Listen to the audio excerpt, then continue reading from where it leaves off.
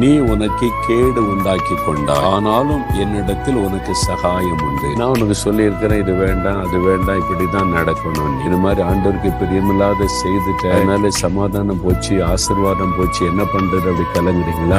சொல்ல, நீ உனக்கு கேடு உண்டாக்கி கொண்டால என்கிட்ட உனக்கு சகாயம் உண்டு. நான் உன்னை மன்னிக்கவும், உன்னை அரவணைக்கவும், உன்னை ஆசீர்வதிக்கவும் நான் ஆயத்தமா இருக்கிறேன்னு சொல்ல. ஆண்டவர்கிட்ட நான் தப்பு பண்ணிட்டேன் ஆண்டவரே, கேடான காரியத்தை செய்துட்டேன், நான் இது மாதிரி நினைக்கல, நான் தான் தப்பு பண்ணிட்டேன், மன்னிச்சிருங்கன்னு சொல்லிட்டா போதும், உடனே ஆண்டவர் இரக்கத்தினால மன்னித்து சகாயம் செய்து உங்களுடைய ஆதி நிலைமைக்கு கொண்டு வந்துருவோம். அதனால இப்போ உங்களை மன்னிக்க ஒரு ஆயத்தமா இருக்கிறார். வார்த்தையினால, செய்கையினால, ஒரு காரியத்தை செய்ததுனால ஆண்டவர்கிட்ட சொல்லுங்க, நான் கேடு உண்டாக்கி கொண்டேன், அதனால எனக்கு இந்த வியாதி, இந்த பிரச்சனை, நஷ்டம், இழப்பு, பாதிப்பு இல்லாம இறக்க செய்யுங்க, என்னை மன்னிச்சு எனக்கு சகாயம் பண்ணுங்க. உங்களுடைய வாக்குத்தத்தத்தை விசுவாசிக்கிறேன்னு சொல்லி பாருங்க, இந்த நிமிஷத்துல இருந்து ஒரு மாற்றம் உங்களுக்குள்ள வந்து